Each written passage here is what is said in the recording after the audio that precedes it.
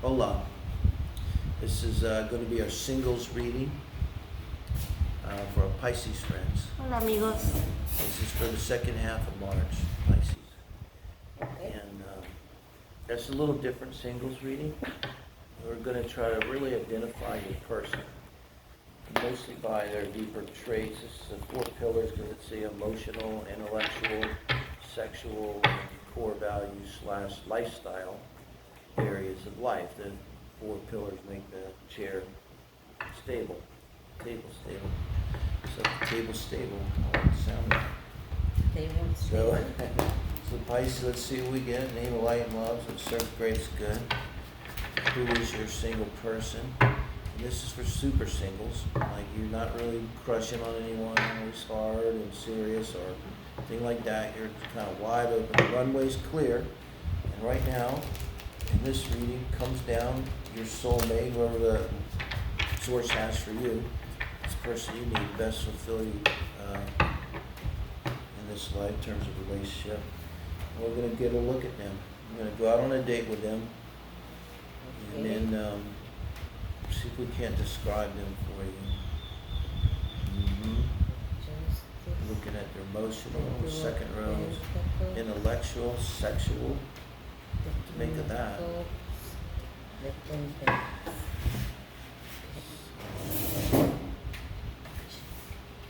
Comes to my mind right off the bat. I'm going to back. They usually go with sex. And I tell you something right there. This is your person, remember? And so there's someone that they take their work like seriously, you know, and it's something, and it's seasonal or you know, periodic, some kind of way they get their pay, you know, I think too. And with the King of Cups and Temperance, there's someone that in their life, they really, well, they're going to demand, and you can find this out when you talk to them about their history, okay? They are not going to have a history of crazy shit with relationships and any stories like that, because they always demand a balance in their life and a structure and an emotional calmness about it, temperance here. So I think you would definitely hear that about them. So they wouldn't be telling you about this. They were kidnapped by the blah blah. No.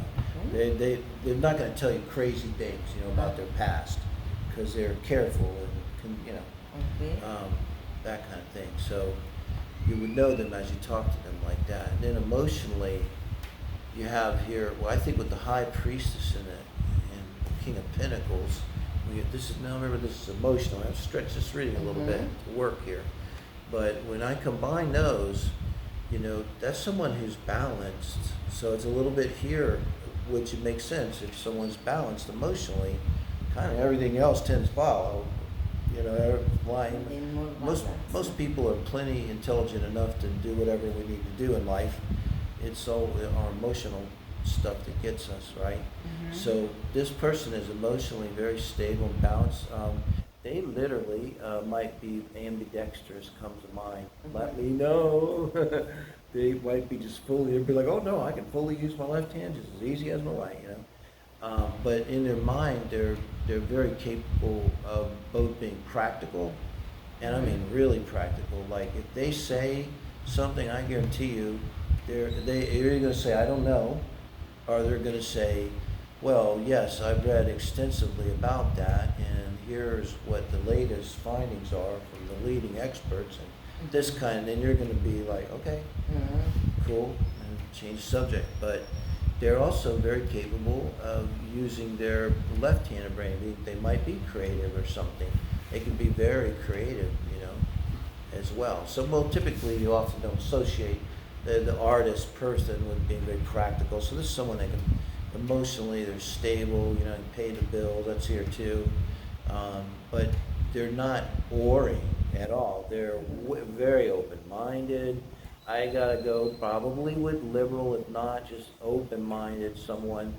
They're not uptight like about like anything really. They're just kind of taking it in and on an individual basis. So someone doesn't have a lot of prejudice, doesn't have a lot of preconceived notions. Someone that can approach something from an, I don't know, existential point of view, just like, okay, I'm here, what's happening, and not I do this, bring our own stuff to every situation, all our emotions again, so they're very stable. And then, intellectually, again, you got this balance. You got Justice, Libra, Air, and again, that's balance. It could literally be a Libra, Mercury person. And with the Eight of Cups in the intellectual position, it's like they know when to let go of something. This is maybe how they stay emotionally balanced. It's kind of amazing. These four working together. With Justice, the Eight of Cups. Eight of Cups is with the High Priestess. It's like somehow they just have a natural instinct. They may not even know this because it's so natural.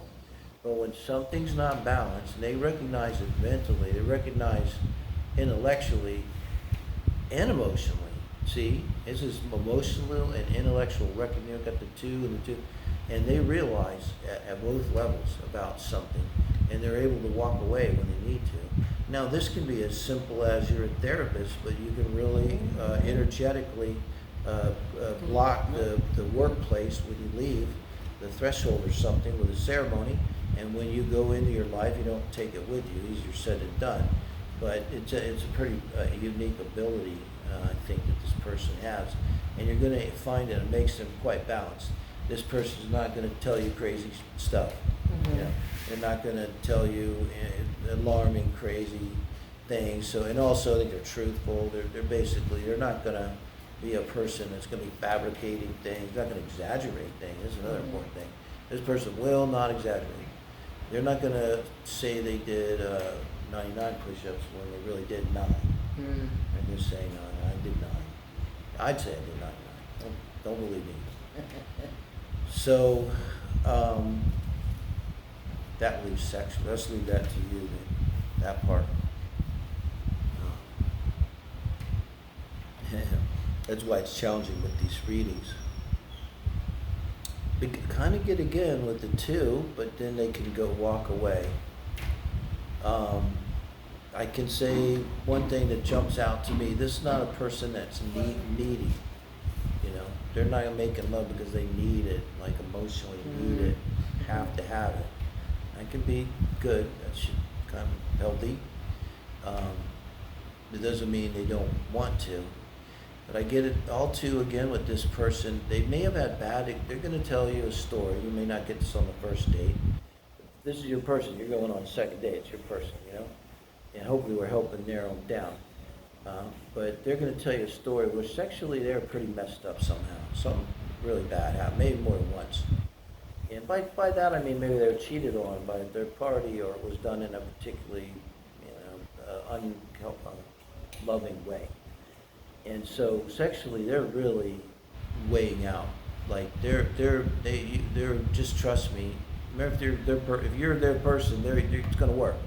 But boy, they're going to really look at you every which way, And I would be very surprised if this was a person that would go to bed with someone on a first date, or maybe even a second date. I mean, they may want to really get to know you and get to where they really trust you before they go there. But there's someone too, in the long run, they'd be a very stable person, man or woman, and to have as a partner and a family. Right? Yeah. So Pisces, thank you, and let us know. That's for the second half of March. Please join a dating site. It's not too much to ask. I want to ask you 2 things. Join a dating site and do this, and you'll find this person. Just keep going next till they show up like we described. And hit like, because it's good for karma. It's good for your karma. It's a very easy way to boost that karma just a little bit. Sometimes, with karma, I hit like a lot. Every little bit helps. Muchas gracias, amigos. Have a good one. We'll see you next week.